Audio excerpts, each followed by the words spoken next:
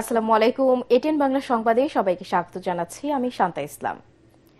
মানুষকে স্বস্তিতে রাখতে বাজেটের 60টি নিত্যপণ্যের উপর থেকে ট্যাক্স প্রত্যাহার করা হয়েছে বলে জানিয়েছেন প্রধানমন্ত্রী তারেক রহমান। তারপরও বিরোধী দল এই বাজেটের বিরোধিতা করে এবং মানুষকে বিভ্রান্ত করে দেশে অস্থিতিশীলতা তৈরি করতে চায় বলে জানান তিনি। কক্সবাজার সদরের পিএম খালিতে পাতলি খালের পুনঃখনন কাজের উদ্বোধন শেষে সুধী সমাবেশে তিনি এসব কথা বলেন। সাধারণ মানুষের জীবনমান উন্নয়নে প্রতিটি নির্বাচনী অঙ্গীকার সরকার বাস্তবায়ন করবে বলে জানিয়েছেন প্রধানমন্ত্রী তারেক রহমান। এরপর ডুলা হাজিয়ারা সাফারি পার্কে বৃক্ষরোপণের মাধ্যমে দেশব্যাপী 25 কোটি বৃক্ষরোপণ কর্মসূচির উদ্বোধন করবেন প্রধানমন্ত্রী। বিকেলে চকরিয়া বাস টার্মিনালে জনসভা, সন্ধ্যায় সুধী সমাবেশে অংশ নেবেন প্রধানমন্ত্রী। যেই বাজেটের মাধ্যমে জনগণের জন্য স্বস্তির ব্যবস্থার চেষ্টা করছে সরকার, সেই বাজেট বলে বিরোধী দল মানে না। তারা দাবি তুলেছে কেন মদের উপরে আমরা ট্যাক্স বাড়ালাম, তারা দাবি তুলেছে কেন আমরা সিগারেটের উপরে ট্যাক্স বাড়ালাম। এই তাদের দুঃখ, তাদের কষ্ট।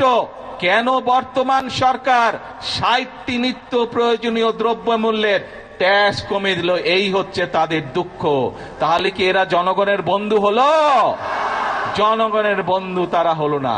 প্রিয় ভাই বোনেরা, আজ সময় এসেছে কারা জনগণের বন্ধু এবং কারা জনগণের বন্ধু নয়, এইটি সঠিকভাবে নির্ণয় করতে হবে। আমরা অতীতে দেখেছি জনগণকে বিভ্রান্ত করে অনেকে অনেক কথা বলেছে, কিন্তু জনগণের ভাগ্য পরিবর্তন হয়নি, দেশের ভাগ্য পরিবর্তন হয়নি। চাঁপাইনবাবগঞ্জের রোকনপুর সীমান্ত দিয়ে 15 জনকে দেশে পুশিনের চেষ্টা করেছে ভারতীয় সীমান্তরক্ষী বাহিনী বিএসএফ। শুক্রবার দিবাগত রাত আনুমানিক 12টা 40 মিনিটে নওগাঁ ব্যাটালিয়নের অধীন রোকনপুর বিওপি এলাকায় এই ঘটনা ঘটে। বিজিবি জানিয়েছেন 88 ব্যাটালিয়ন বিএসএফ এর কোটালপুর ক্যাম্পের সদস্যরা নদীপথে নৌকা যুদ্ধে 2 জন পুরুষ, 8 জন নারী ও 5 জন শিশু সহ মোট 15 জনকে সীমান্ত দিয়ে বাংলাদেশে পাঠানোর চেষ্টা করে। তবে বিজিবি দ্রুত ও কঠোর অবস্থান নেয় এবং তাৎক্ষণিকভাবে ওই পুশিন চেষ্টা প্রতিহত করে।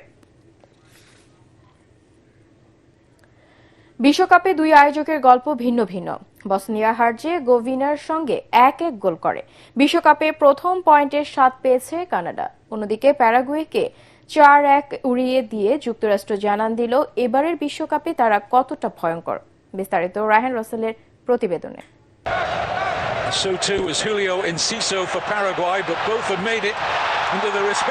ম্যাচের শুরু থেকেই দুর্দান্ত ছিল যুক্তরাষ্ট্র।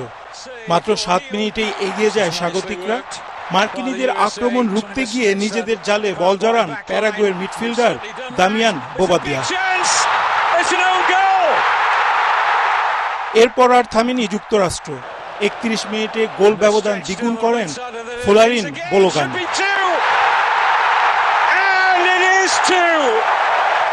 মাঝে একটি গোল অফসাইডে বাতিল হয়, তা না হলে আগেই ম্যাচ প্যারাগুয়ের নাগালের বাইরে চলে যেত।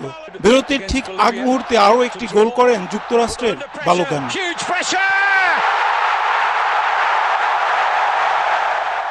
দ্বিতীয়ার্ধে ঘুরে দাঁড়ানোর চেষ্টা প্যারাগুয়ের। 73 মিনিটে হুলিও এনসিওর গোলে ব্যবধান কমায় তারা। তবে ততক্ষণে ম্যাচের ফলাফল অনেকটাই নিশ্চিত। শেষ দিকে রায়ানা আরও একটি গোল করলে বড় জয় নিয়ে মাঠ ছাড়ে যুক্তরাষ্ট্র।